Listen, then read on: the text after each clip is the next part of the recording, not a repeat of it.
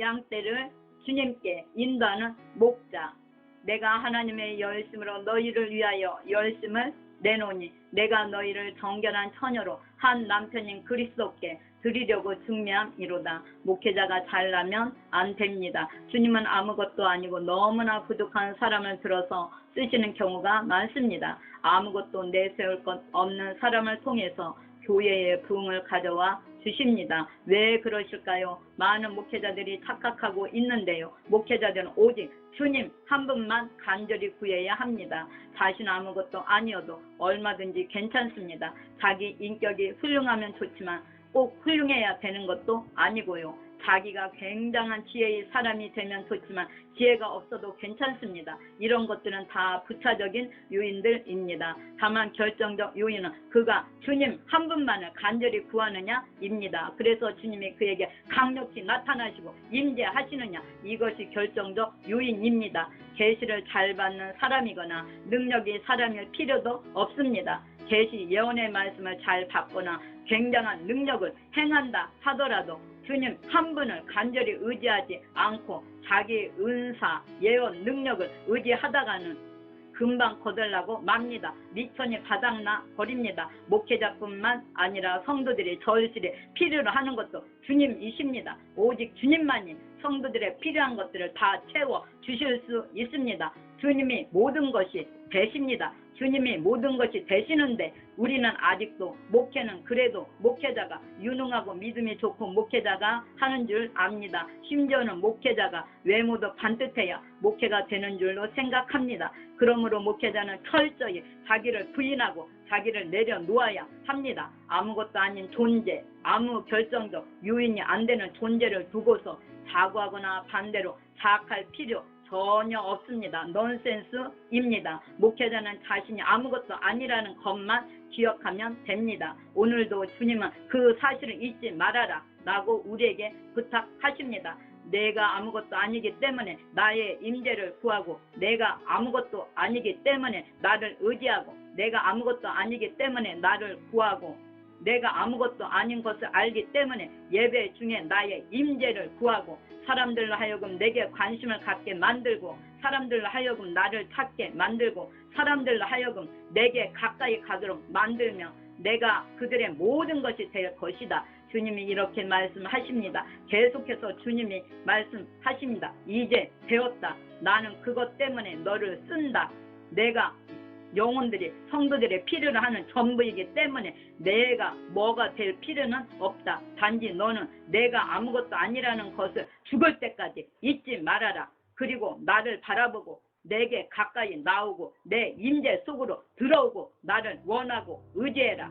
너는 말씀의 계시나 부흥보다 나를 소유하고 사랑하기를 더 원해야 한다. 너는 어떤 은사나 신비한 체험보다 나의 동행을 더 원해야 한다. 앞으로 그 마음을 계속 가지고 그쪽으로 깊이 들어가라.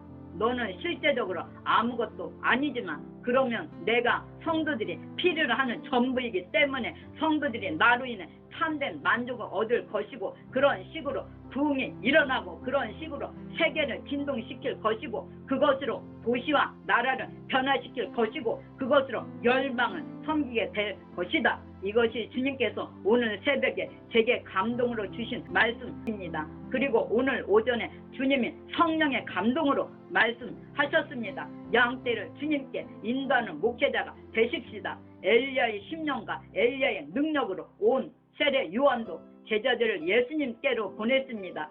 세례 요한은 엘리야의 심령과 엘리야의 능력을 가지고 있음에도 불구하고 그 심령과 능력으로 자기가 계속 제자들과 일꾼들을 키워내겠다고 고집하지 않고 제자들을 예수님께로 보냈습니다. 그리고 그는 흥하여야 하겠고 나는 쇠하여야 하리라고 말했습니다. 그런데 왜 이렇게 많은 지도자들이 짓구리만한 자기 지식과 짓구리만한 자기 은사와 능력을 가지고 사람들을 자꾸 자기가 품고 있으려 합니다. 엘리야의 심령과 능력을 가진 세례 요한도 사람들을 예수께로 보냈습니다. 나는 못하겠으니까 주님이 하십시오. 나는 쇠하여야 하겠고 주님이 흥해야 하겠습니다 하면서요. 오늘날 주님이 찾으시는 목자는 양떼를 주님께로 인도하고 보내는 목자입니다. 세례 요한 때만 주님이 살아계시는 것이 아니라 지금도 두세 사람이 내 이름으로 모인 곳에 주님도 그들 중에 계십니다. 주님은 성령을 통해서 교회 안에 와 계십니다. 목회자는 사람들을 주님께로 보내는 자가 되기를 애써야 합니다. 자기가 받은 능력과 영감과 은사로 자기 스스로 자기 부대를 키우겠다고 그들을 붙잡고 있지 말고 그들을 부지런히 주님께로 보내야 합니다.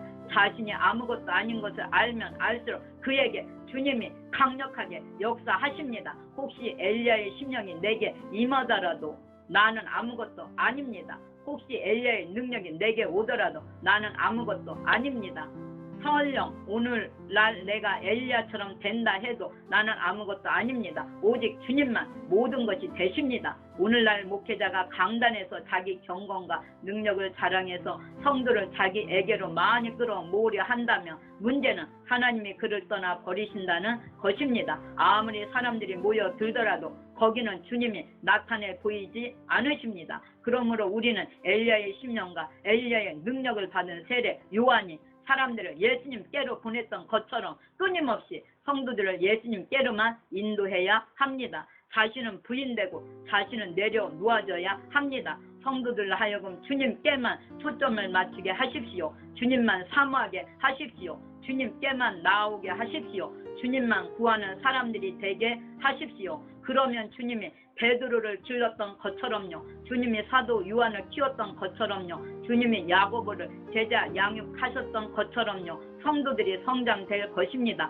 사도적인 인물로 키워질 것입니다. 사도 말고도요. 어떤 사람은 선지자적 인물로요. 어떤 사람은 복음 전하는 자로요. 목사와 교사로요. 주님이 기르실 것입니다. 그래서 주님은 그들을 통해서 하나님 나라를 이루어 가실 것입니다. 주님이 그들을 통해서 세상을 바꿔 놓으실 것입니다. 주께서 그들을 통해서 열방을 변화시킬 것입니다. 핵심은 사람들을 주님께로 보내는 것입니다. 내가 엘리야의 심령과 엘리야의 능력을 가지고 있지도 못합니다. 혹시 그것이 있다고 해도 나는 아무것도 아닙니다. 그러므로 철저히 사람들을 주님께로 보내고 주님께로 인도해야 합니다. 그러면 주님이 그들을 만지시고 주께서 그들을 키워 주십니다. 교회의 주인은 예수님입니다. 교회의 머리는 예수님이십니다.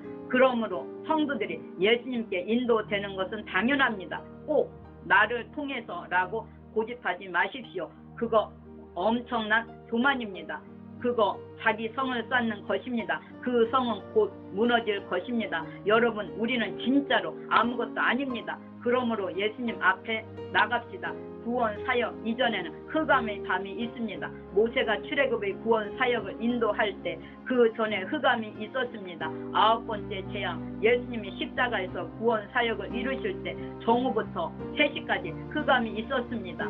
사도 바울이 로마로 향해 나아가는 배 안에 유라굴로 폭풍 속에 흑암이 있었습니다. 사도 바울은 고린도 후서 1장 8절에서 9절 힘에 지나도록 심한 고생을 받아 살 소망까지 끊어지고 우리 마음에 사형 선고를 받은 줄 알았으니 이는 우리로 자기를 의뢰하지 말고 오직 죽은 자를 다시 살리시는 하나님만 의뢰하게 되었습니다. 그렇게 종종 영혼의 깊은 캄캄한 밤을 보냈습니다. 위에서 목회자는 잘나면 안 되고요. 예수님께로 양떼를 보내야 된다고 했습니다. 그 과정에 목자는 흑암의 밤을 경험하게 됩니다. 영혼의 깊은 캄캄한 밤을 보내게 됩니다. 그러면서 자신을 부인하게 되고요. 주님께로 인도하는 목자가 되는 것입니다. 사도 바울이 자기를 의지하지 않게 된 것은 마음의 사형 선고를 받았을 때였습니다. 내 정신으로는 안 됩니다. 내 정신으로는 반대로 자기를 돋보이고 높이려고 합니다. 할렐루야. 아멘.